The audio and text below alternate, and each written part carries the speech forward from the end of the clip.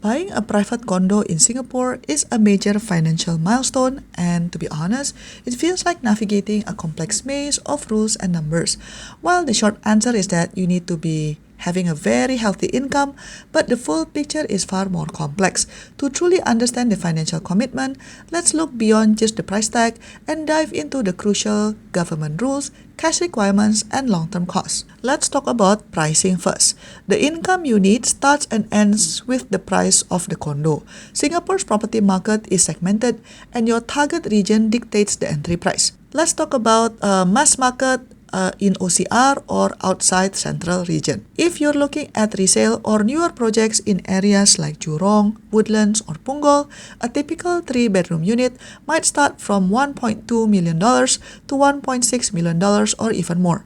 This is generally the most accessible tier. The next one is City Fringe or RCR or rest of central region. This is areas like Tiong Bahru, Bishan, or Queenstown, which are very popular due to their proximity to the CBD area. Prices here often range from $1.8 million to $2.5 million. And then there's the luxury market, which is typically located in the CCR or core central region.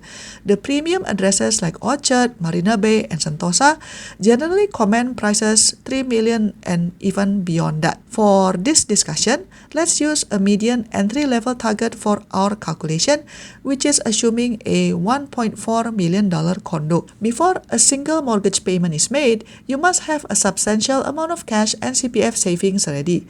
Banks in Singapore are governed by the loan-to-value or LTV limit, which determines the maximum loan they can extend. For a first-time non-speculative buyer with no other outstanding home loans, the LTV is usually 75%. This means a minimum of 25% of the purchase price must be paid upfront. So minimum cash down payment, we can assume it to be 5% of the price. So if the condo is $1.4 million, then the minimum cash down payment would be $70,000, and this must be in cash. And then there's the remaining down payment, which is about 20% of the price, or $280,000 in this illustration. Now this one you can take it either from CPF ordinary account, or you can also pay it with cash. So the total down payment is 25% or $350,000. And then don't forget about buyer stamp duty or BSD. This is approximately $41,600, which is based on the progressive rates. And this one must be paid in cash first, then reimbursed from CPF OA. And then there's also legal fees and valuation. This would be approximately $5,000 to $8,000. You can typically pay it using cash or CPF OA. So the total upfront funds needed is just under $320,000, as you can see here, where you need at least $111,000 plus in cash to cover the 5% cash down payment and the stamp duty upfront. So the key takeaway is you need 6 figures of accessible funds, partly cash, partly CPF, before you even need to worry about your monthly income. Now let's talk about TDSR or the total debt servicing ratio. This is the most critical hurdle. The TDSR is a government regulation that ensures you don't overcommit.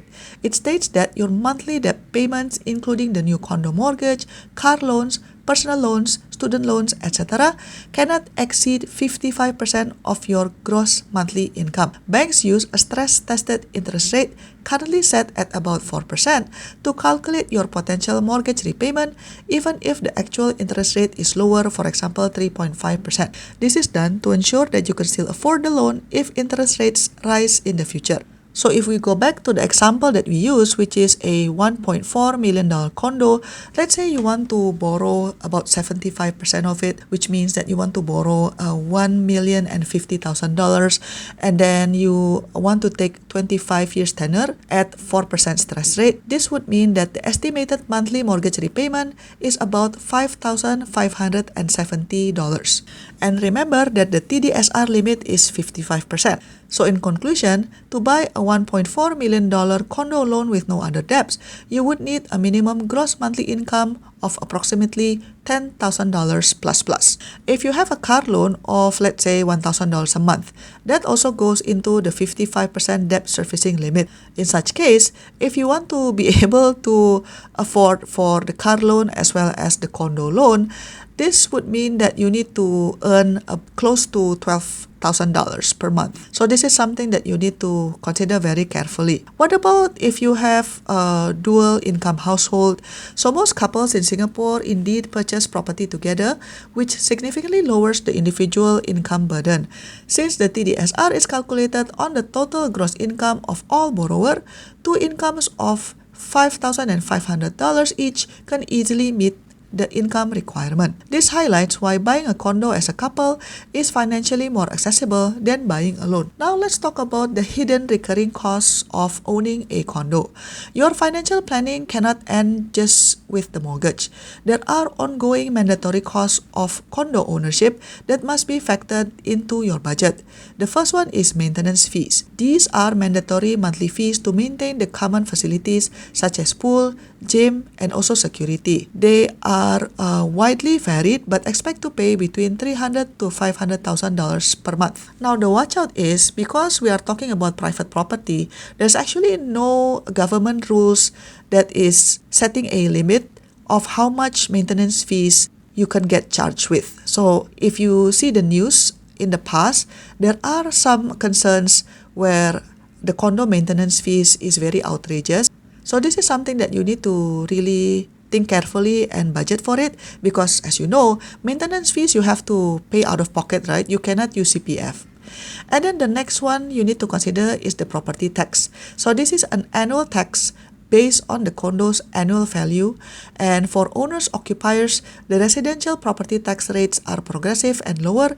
Generally, is about $1,800 to $3,000 annually for a $1.4 million condo unit. And then the next one is home insurance. So fire insurance is mandatory, but you should also get a comprehensive home content and fixtures insurance policy. And then the next thing you need to consider is the fluctuation of interest rates. The current interest rate environment is highly volatile. While your loan starts at a certain rate, let's say 3.5%, but it can increase. So you must have enough income and cash reserves to handle potential rate hikes that could push your monthly repayment from, let's say, $5,500 to $6,000 or even more. So what happens if you bought a condo but are no longer able to keep up with the payment? Well, you can always sell the condo and either live with your family or buy a resale HDB. I'll tell you from my own experience in the next exclusive video for members only. To support my work, you can give a one-time tip by pressing the thanks button, pick the amount that you want, and click buy and send. Or you can also press the join button for exclusive contents and monthly membership. Your support means a lot to keep us independent. Thanks for watching, and I'll see you in my next video. Bye bye!